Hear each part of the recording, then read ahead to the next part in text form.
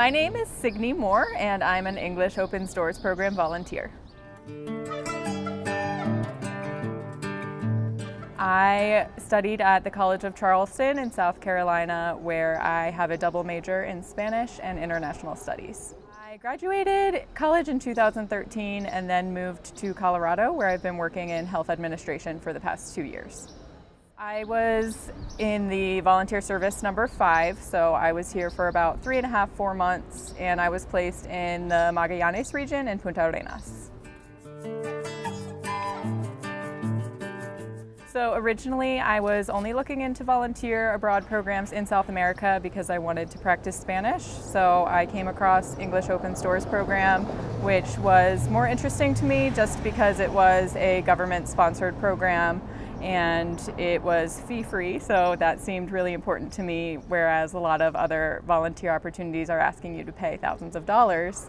But this one seems pretty great. It's run by the Chilean government, so you know it's legitimate, and it's an initiative by the United Nations, so you're backed by some great people. I would say that working with the National Volunteer Center and the English Open Stores program has really exceeded all of my expectations, just because I found this program on Google and I didn't know too much about it, and then coming here I was packed with support and just always encouraged to keep going, and I feel like that exceeded my expectations from just being a volunteer to actually feeling like I'm a professional teacher in the working world. I would say it was incredible. Every email I sent was responded to same day, and just being here for a week in Santiago having an orientation was so informational and so helpful, because it is really intimidating to just move to a different country, not know what you're doing. I've never been a teacher before, so having that orientation was really important, and just being supported and around like-minded people was really important for everyone.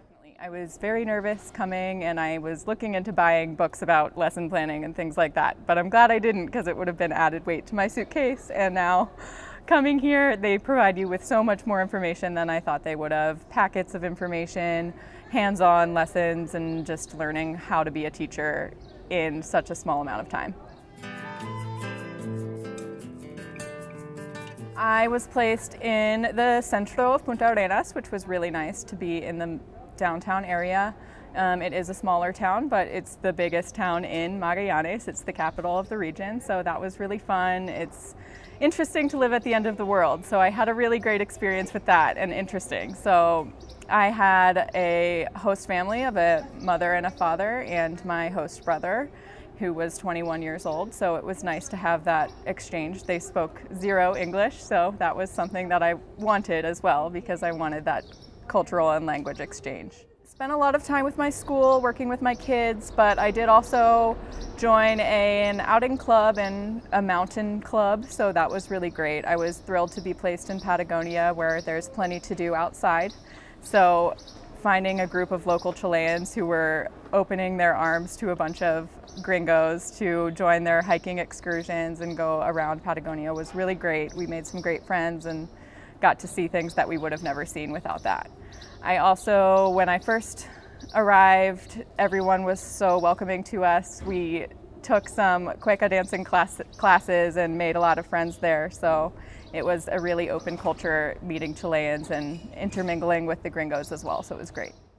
I think in terms of Chilean culture, I was really impressed by just the openness of it all, and just knowing one Chilean, you all of a sudden know 20 others, because if you have one problem, like I don't know where to eat for lunch, you all of a sudden have 12 people joining you and taking you to their favorite restaurant. Or if you need a place to stay in a bordering town, everyone knows everyone, and they're all really welcoming to you, and they want to bring you in and make you feel like you're part of their family. So that was my favorite part.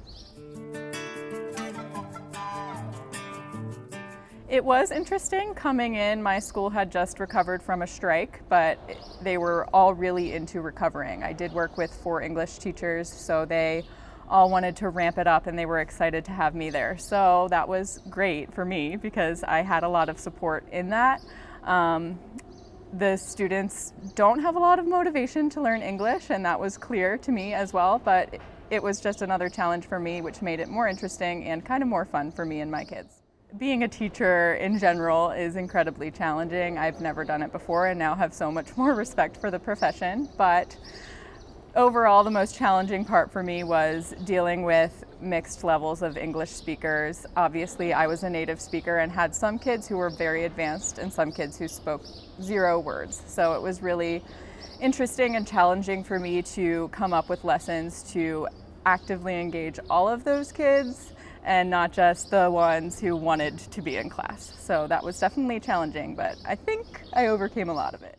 I feel like overall every day was rewarding. So going in and just eventually forming the inevitable bond with your students is so rewarding. And living in a small town, I walked around every day and having my students be able to scream across the street, "Miss, hi, how are you?" and be able to have a small conversation in English was really rewarding, whether it be in the hallways of my school, in the classroom, or outside on the streets.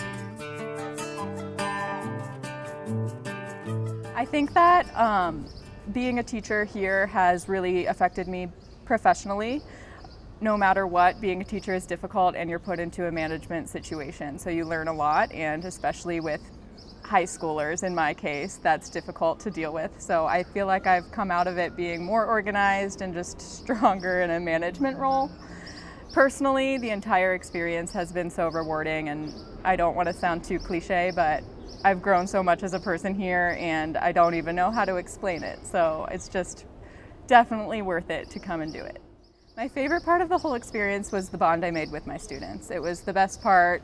Absolutely, they were my friends because I saw them on a day-to-day basis, and they liked having a native speaker around them because living at the end of the world, they are not exposed to that unless it's a tourist who's there for a day. So I think that having someone in their life for more than one day, for 4 months, to be able to have a conversation with them and get to know them was rewarding for them, but I think I came out of it with more. I think that the biggest lesson I've learned is just how to adapt to a new culture. It's difficult to just get off the plane in Santiago and start this next journey in your life, especially not as a teacher. So I think that the biggest lesson I've learned is just to go with it all, take it all in, and just keep a smile on your face, because no matter what, you're gonna come out of it on top. I would say absolutely do it. I was on the fence, and I originally turned the NVC down and then emailed them a few months later and was fortunate to be accepted back in, because if you can find the time in your life to do this, you should absolutely do it, because you're not going to regret it, but you might regret it if you don't. So I'm so glad that I sent that second email. I think that anyone who's just willing to experience a new culture, if you're willing to cut out a couple months of your life, or a year or 2 years, whatever you want to do, if you're willing to do that, it's an incredibly rewarding experience, and just giving back and receiving in return was so rewarding. So.